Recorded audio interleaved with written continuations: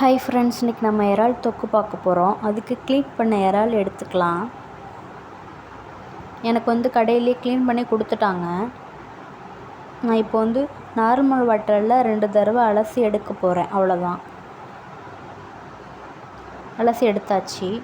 மஞ்சத்தூள் லைட்டாக இறாலில் சேர்த்துக்கிட்டு மிக்ஸ் பண்ணி தனியாக எடுத்து வச்சுக்கலாம்.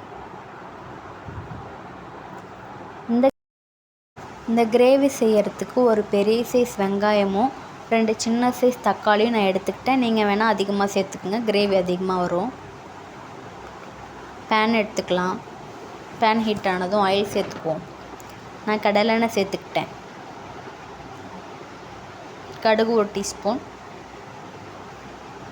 பொடியாக கட் பண்ண வெங்காயம் சேர்த்துக்கலாம். நான் வெங்காயம் சேர்த்ததுக்கப்புறம் தான் எல்லாமே ஆட் பண்ணுவேன். இஞ்சி பூண்டு பேஸ்ட் 1 டீஸ்பூன். கருவேப்பிலை, சீரகம் நான் வாசத்துக்காக சேர்த்துக்கிட்டேன். நீங்களும் வேணால் சேர்த்துக்கோங்க, வாசம் நல்லாயிருக்கும். வெங்காயம் நல்லா வதங்கணும், அந்த பச்சை வாசனை ஃபுல்லாக போகிற வரையும். தக்காளி சேர்த்துக்கலாம். தக்காளி நல்லா வதங்கினாங்க தாங்க அந்த கிரேவி அதிகமாகவும் இருக்கும், நல்லா கிரேவி பதத்துக்கு வரும். தக்காளி தான் மெயின். அதுக்காக நான் உப்பு சேர்த்து நல்லா வதக்கிக்கிறேன். அப்புறம் மிளகாத்தூள் 1 டீஸ்பூன். ஆல்ரெடி மஞ்சள் தூள் நம்ம சேர்த்துக்கிட்டோம், இப்போ லைட்டாக சேர்த்துக்கலாம். இறாலில் சேர்த்துக்கிட்டோம்ல, அதனால் இப்போ கொஞ்சம் கம்மியாக சேர்த்துக்கலாம். வாசமாக நிறையா வாசம் வந்துச்சுன்னா நல்லா இருக்காது. கரம் மசாலா 1 டீஸ்பூன். இது எல்லாத்தையுமே எண்ணெயில் நல்லா வதக்கிக்கணும். இதுதாங்க கிரேவி பதத்துக்கு மெயின்.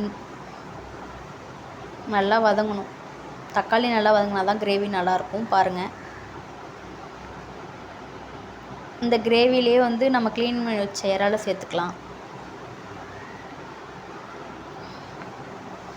இறால் மஞ்சளாக இருக்குன்னு பார்க்காதீங்க, முன்னாடியே நம்ம மஞ்சள் சேர்த்து வச்சுருந்தோம்ல, அதனால் மஞ்சளாக இருக்குது. நம்ம இதை ஆட் பண்ணப்பே அதில் உள்ள தண்ணியுமே லைட்டாக சேர்ந்துடும், அதனால் கொஞ்சம் தண்ணியாக இருக்கும்.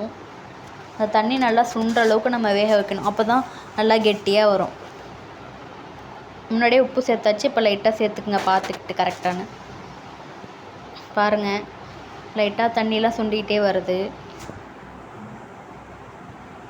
அவ்வளோதாங்க, கிரேவி ரெடி ஆயிடுச்சு. கொத்தமல்லி சேர்த்து இறக்கிடலாம். இது நம்ம சாதத்தில் கூட சாப்பிட்லாம், இல்லைனா சைடிஷாக யூஸ் பண்ணிக்கலாம். செம்ம டேஸ்ட்டாக இருக்கும். சிக்கன் மட்டனே இல்லாட்டி கூட இது செய்யலாம். நான் முட்டை பிரியாணிக்கு சைடிஷாக இதை ரெடி பண்ணேன்.